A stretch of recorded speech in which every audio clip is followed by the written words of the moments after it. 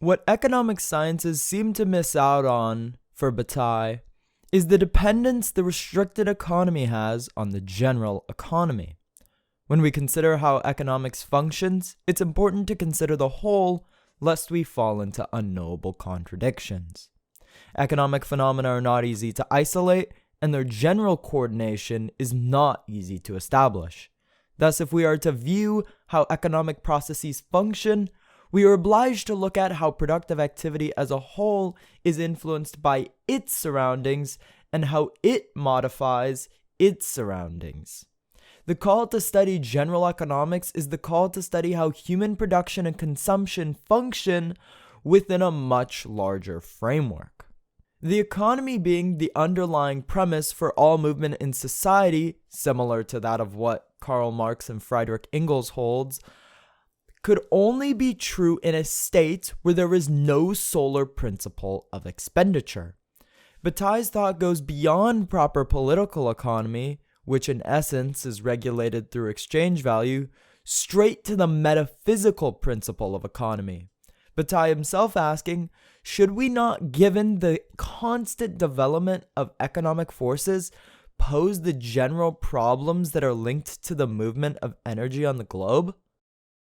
To understand the general economy, we must understand some fundamental premises. I'll attempt to go through them lucidly. First, the energy that emanates from the sun onto the surface of the globe is always more than is necessary for life. The radiation of the sun is distinguished by its unilateral character. It loses itself without reckoning, without counterpart. Solar economy is founded upon this principle. 2. If excess is not completely absorbed, it must necessarily be lost without profit. It must be spent, willingly or not, gloriously or catastrophically. 3. It is because the sun squanders itself upon us without return that the sum of energy produced is always superior to that which was necessary to its production, since we are ultimately nothing but an effect of the sun. One could take this in a twofold manner, the first of which follows from the fact that the energy is first solar, then biological, then human, as it is spent in our monuments, artifacts, and social rituals. It begins by flowing from the sun through photosynthesis, allowing for plant growth, then through the plant's consumption enters a cycle which possibly ends up human. The second manner which we will follow is a transcendental ontology. For one has to the point of imperative, remember that the sun is the truth of the universe, which is essentially immanence, i.e. flows of all that is. In the context of his solar cosmology, those flows are of solar energy. We are nothing but effects of this immanent solar flow. Here is where one tends to misrecognize itself as a self, a discontinuous being separate from the cosmic flow of becoming. Sovereign beings independent of the solar universal immanence. This misrecognition is what constitutes our being as transcendent. This transcendence of which is as real as the solar flow of being in and through its differentiation. 4. It thus follows that all productivity according to the restricted economy is ultimately expenditure, or depends, of energy in the face of general economics. A series of profitable operations has absolutely no other effect than squandering profits. The true origin of our wealth this whole time has been solar energy. Following laterally from the above, man's creation and production of commodities may satisfy an immediate desire. However, they are only possible by virtue of solar energy, thus the general economy, resulting in the expenditure and use of solar energy in an infinite fulfillment of the universe. For the general economy is a study of solar, universal being, which emanates, flows through, and reifies all that is. Expenditure is letting oneself return back into the immanent solar flow. Life appears as a pause on the energy path, as a precarious stabilization and complication of solar decay. It is most basically comprehensible as the general solution to the problem of consumption. Such a solar or general economic perspective exhibits production as an illusion, the hypostatization of a digression in consumption. To produce is to partially manage the release of energy into its loss, and nothing more. All production in a capitalist economy is thus an illusion, and capitalist accumulation is nothing more than pure abstraction and remains precarious to the general economy. The previous lack we had seen pertaining to the restricted economy has ultimately a blustering excess. As Timothy Snedeker put it, from the perspective of general economy, lack is a product rather than a pre-existing material condition or a transcendental condition. Scarcity, or lack, only appears as such in all of its reality from the perspective of a restricted economy. The position of poverty immanent in global society is only maintained if one holds a restricted view of the economy. But that is not to say that the general economy eradicates poverty. Rather, there is a view emerging here that the general economy is nothing more than the universe itself. Expenditure is the universe's tendency.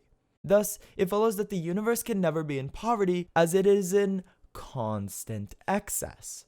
As Nick Land writes succinctly, excess or surplus always precedes production, work, seriousness, exchange, and lack.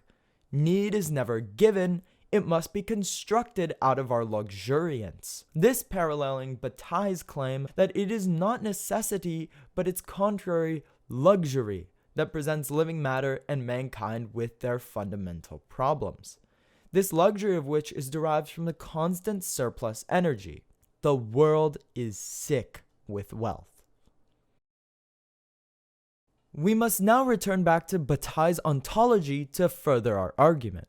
For Bataille, erotism is the act of negating our selfhood and assenting to life up to the point of death. This shows the truth of eros as that which is in excess, overflowing and subsuming our very rationality. Explaining this will be the goal of this section. As I'm sure we all agree, we are discontinuous beings. As a matter of fact, reproduction already presupposes that we are. However, this implies that death means the continuity of being. For reproduction of human apparatuses brings our very discontinuity back into continuity with birth, so the cycle continues. Paralleling such a notion, erotic acts are the disruption of discontinuity, bringing the atomized subject back into continuity. The erotic act is thus a violent disruption of the identity of self, an entrance into the continuity of being, a return to the solar flow, a state of violent and voluptuous flux of being. A pure excess. Transgression is nothing other than this experience. In continuity, nothing is accumulated or lost. On the global scale, energy circulates endlessly and without purpose. It is the return to the immanent molten solar flow from the general view that shows that life is a series of intensities of energy. Whereas the self which remains in the restricted sense must indulge in only loss and an impossibility to experience excess. The raising of the standard of living is in no way represented as a requirement for luxury. For we must remember that there can only be anguish from a personal particular point of view that is radically opposed to the general point of view based on the exuberance of living matter as a whole. It seems that the Aztecs very well knew this gift of luxury. For the Aztecs, ritual and sacrifice were essential to their social structure. Consumption was valued like what the capitalist economy views as production. They would abhor our productivist economy, with Aztecs being just as concerned about sacrificing as we are about working. As a part of religious rituals, the priests would bring a victim atop a pyramid. They would stretch them over a stone altar and strike them in the chest with an obsidian knife. They would tear out the still beating heart and raise it thus to the sun. Most of the victims were prisoners of war, which justified the idea of wars as necessary to the life of the sun. Wars meant consumption, not conquest, and the Mexicans thought that if they ceased, the sun would cease to give life. Their wars were consumption-based. For them, the sun represented both life and sacrifice intertwined. The view that might seem to follow is a sort of militaristic society. However, this is not at all what's going on in this period. A military-based society seeks to maximize power, thus productivity in its order. By doing so, it is looking to follow quote-unquote rational principles of the production process to reproduce its own apparatuses into multiplicities, whose purpose is given in the future, and it excludes the madness of sacrifice, this of which is entirely antithetical to the Aztecs' view. Here, Bataille continues with his critique of political economy. From the start, the introduction of labor into the world replaced intimacy, the depth of desire, and its free outbreaks, with rational progression, where what matters is no longer the truth of the present moment, but rather the subsequent results of operations. Once the world of things was positive, man himself became one of the things of this world, at least for the time in which he labored. It is this degradation that man has always tried to escape. In his strange myths, in his cruel rites, man is in search of a lost intimacy from the first, wherein we find Bataille rejects the common view of freedom maintained in some sort of standard of living, as is commonly found in the productivist view rooted in our episteme, to use Foucauldian terms. Instead, Bataille roots his freedom in a violent hedonism, a self-indulgence of the overflowing molten luxury of pleasures which allow us to consume without profit. A pure high time preference with a disregard of low time preference, engorging oneself in the global energy. If I am no longer concerned about what will be, but about what is, what reason do I have to keep anything in reserve?